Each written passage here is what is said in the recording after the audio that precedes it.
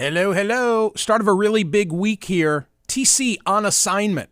I always like when the news anchors are off and they say, they're on assignment, and you know they're not on assignment, and you know she's not on assignment. But you know where she is. Fingers crossed, Godspeed, and all that. Holy Week as well, by the way. Did you see my attempt at folding a palm into a cross on my Instagram account? Check that out. And, of course, a momentous day tomorrow with regard to former President Trump. But, of course, there is tonight.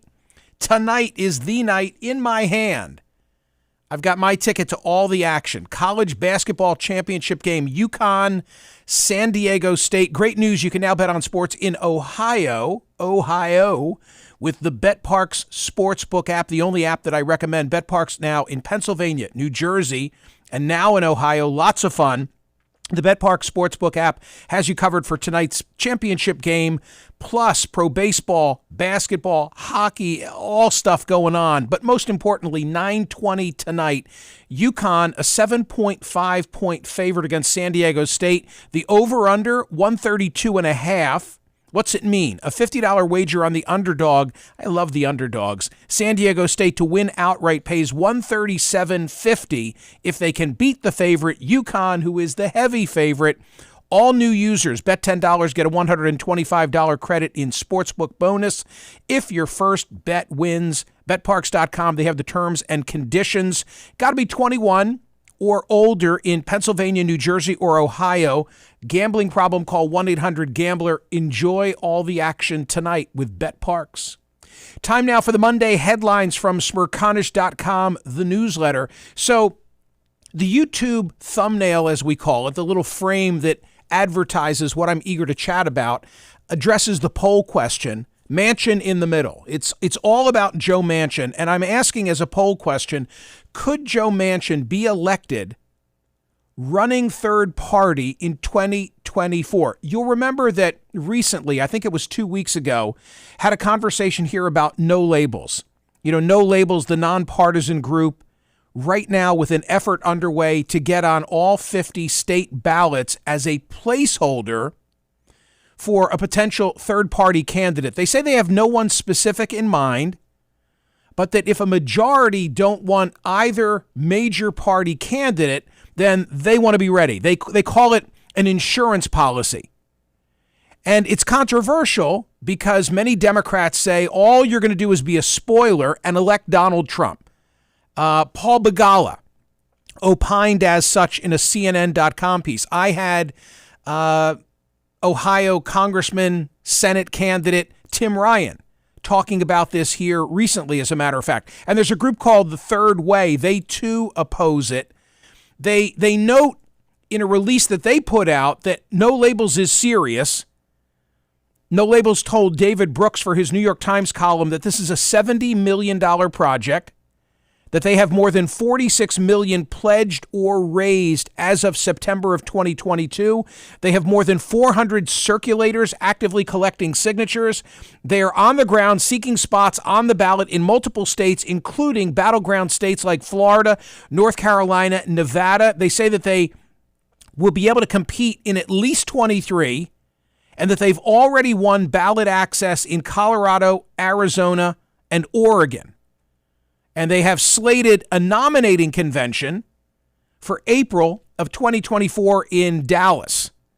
Third Way, then, like Begala and like Tim Ryan say, well, they can't win. Well, why can't they win? Their argument is they can't win because there's always a so-called polling mirage. Third-party candidates, they poll well, and then they plummet.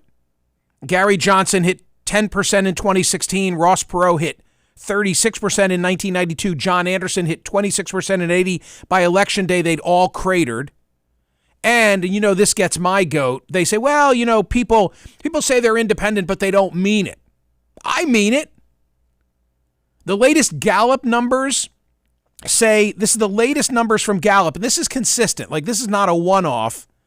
The I's routinely outnumber the R's and the D's. Right now, 44%. A plurality, identify as being independent. 27% say I'm a Republican. 28% say I'm a Democrat. No Labels also says they recognize that the political landscape shifts quickly And if the public doesn't want someone to run as a third-party candidate, then they'll bail. My critique is, given the fluidity of polling, I mean, come on, you can get a poll to say anything that you want it to say. Like, how are they going to, in the end, decide if a majority want another choice? The polling that I've seen and that I've cited before says that as of right now, a majority of Americans don't want Donald Trump and they don't want Joe Biden. Like 4 in 10 Democrats say they want to change at the top of their ticket, put aside all of Trump's problems and travails. So against that backdrop, here's Joe Manchin.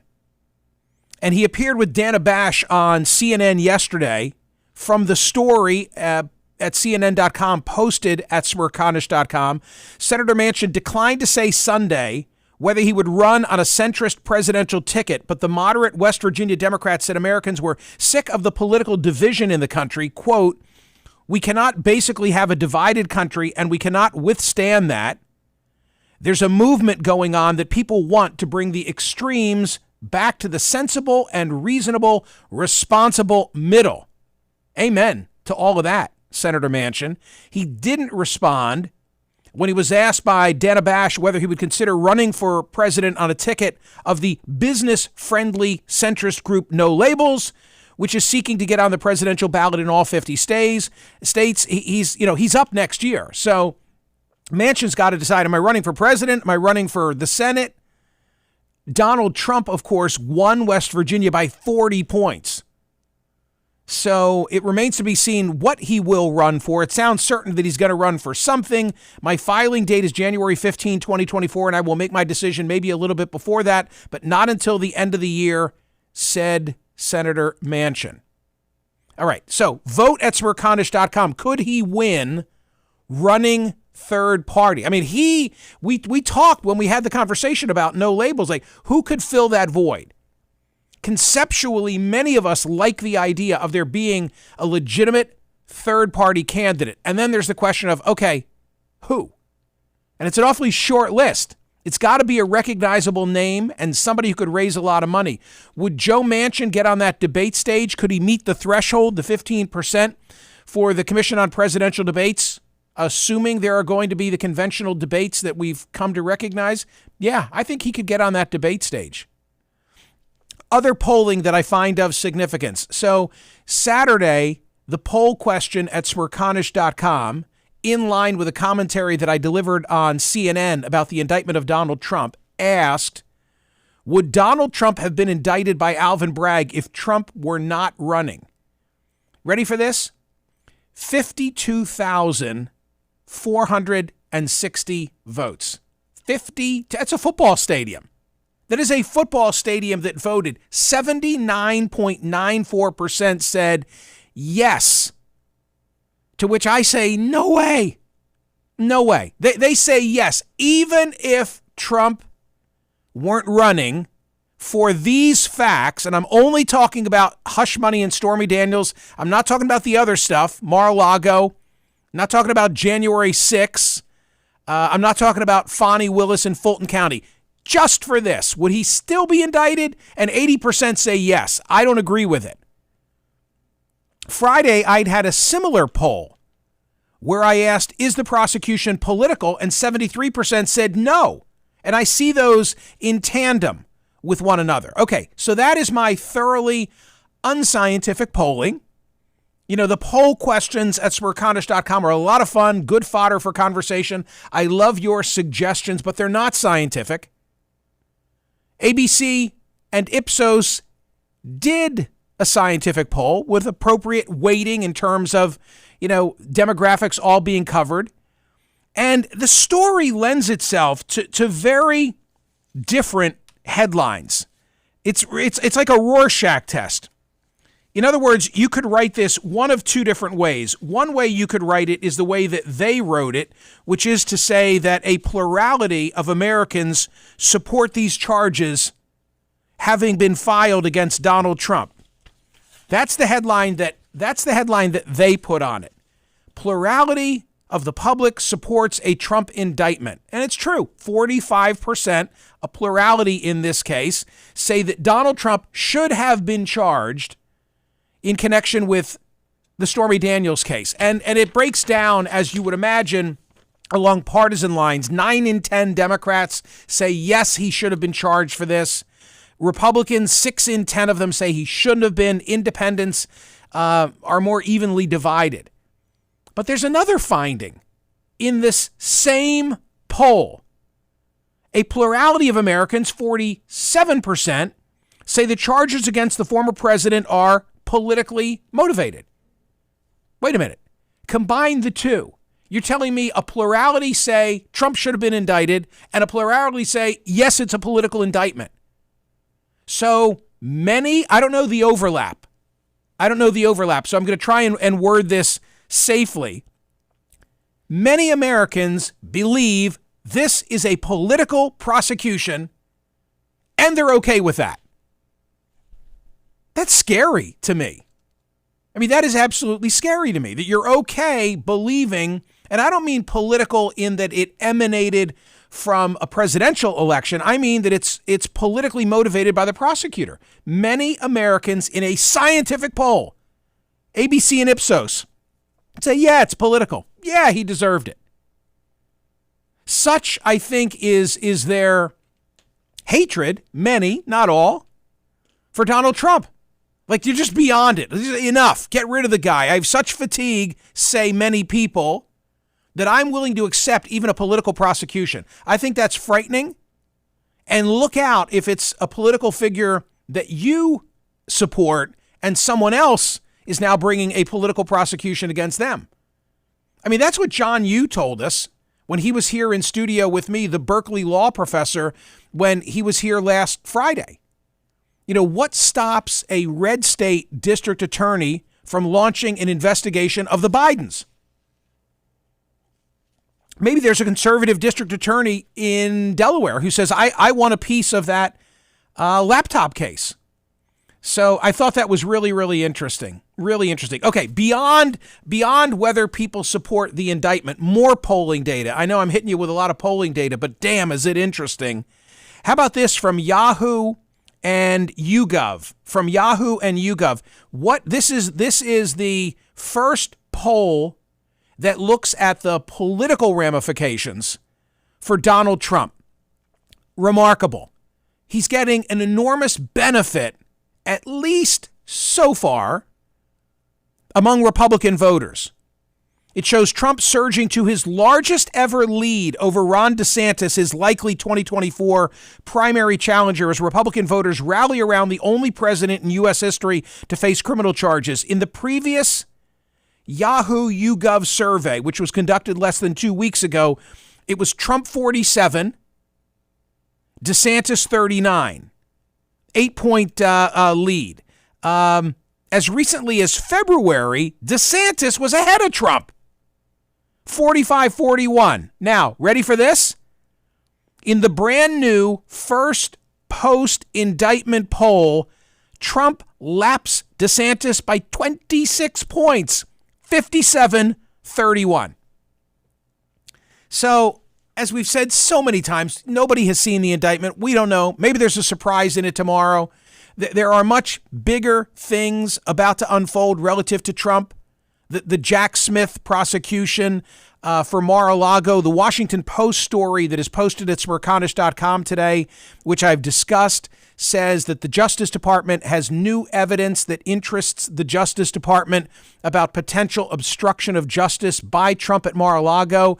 And if you read the story carefully, the implication, I think, is that on surveillance videotape, they've got Trump rummaging through boxes and then not handing everything over in response to the subpoena that was presented by the Justice Department. So I still think that's the biggie.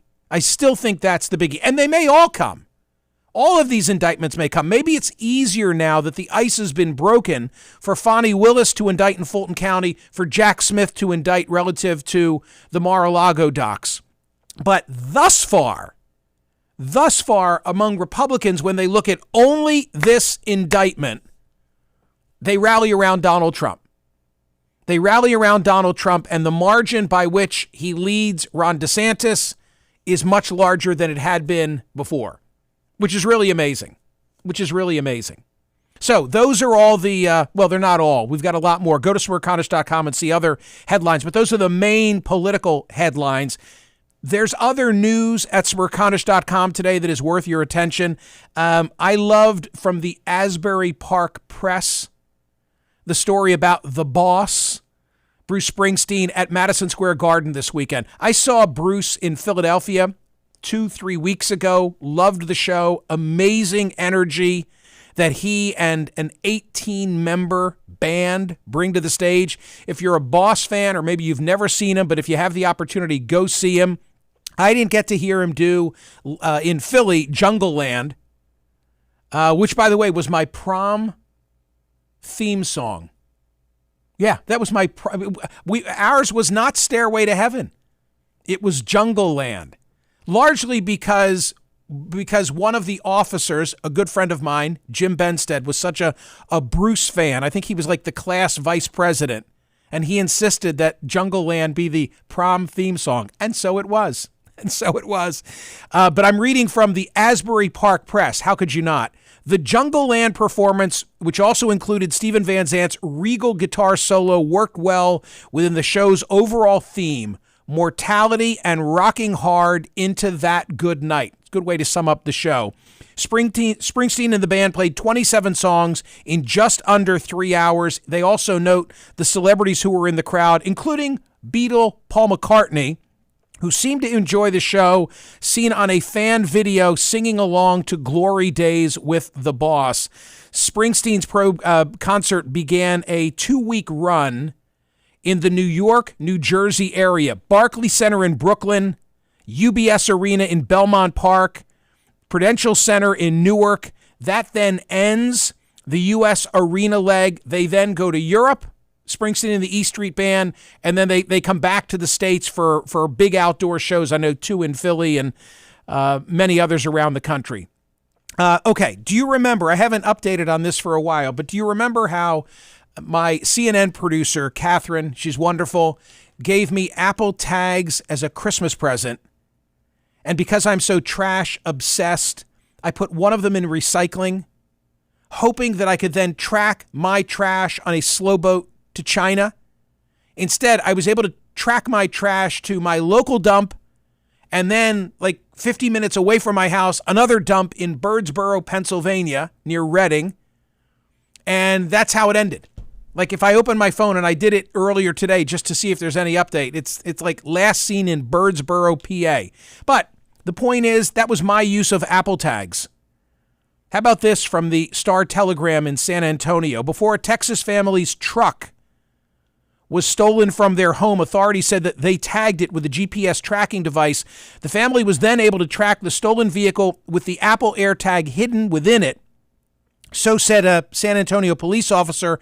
By tracking the AirTag, a man and 2 family members found their stolen truck in a shopping center parking lot. It looked like they tried to confront the subject who they saw in their vehicle. I don't know if an argument happened, says the police officer, but we know that one of the victims of this stolen vehicle gets out of the car, goes around, attempts to contact the suspect in the truck. As the man was doing so, he saw the person in the truck pull out a gun. He responded by firing his own gun. Bottom line is, one of the presumed thieves of the truck is now dead. Police believe the shooter's family did call the police when tracking the vehicle, but did not wait for help to arrive. So their truck was stolen. They tracked it. Gunfire erupted. One of the suspected thieves is now dead. Don't miss at Smerconish.com. Don't miss at Smerconish.com. The headline, I'm naked and I'm in a brothel. From where? Of course, the UK. It comes from the Daily Mail, so it must be true. When the senior conservative's phone rang at 4 a.m., they answered with understandable trepidation. This had to be bad news. At the other end of the line was a woozy-sounding Tory MP begging for help. I'm in a brothel, he declared to the half-asleep recipient. I don't know how I got here, and I can't find my clothes. The astonishing call, which was made during the latter part of Boris Johnson's administration, has set the rumor mill turning at the Commons, with MPs drawing up short lists of the most likely candidates. One MP said, "It has got us all asking, who would be your phone a friend at 4 a.m. in a sticky situation?" Our conclusion was certainly not the person he did call, or they wouldn't know about it. So think about that, by the way. Who would you call? I know you wouldn't be in that predicament, right? But who would you call if you were? Thank you for the exclusive content from Dr. Joshua Krasna. Tensions and hesitations, the impact of the new Israeli government on normalization with the Gulf states. Please go and vote at Smerconish.com on the poll question today. I'm not asking if you would vote for him. I'm asking whether Joe Manchin could win running third party in 2024. A lot of voting I saw early. Make sure you're voting on that. Subscribe to the Smerconish.com daily newsletter. Turn on a friend. Oh, and with regard to YouTube, like and subscribe. Like and subscribe. Thank you for watching. Thank you for listening. See you tomorrow.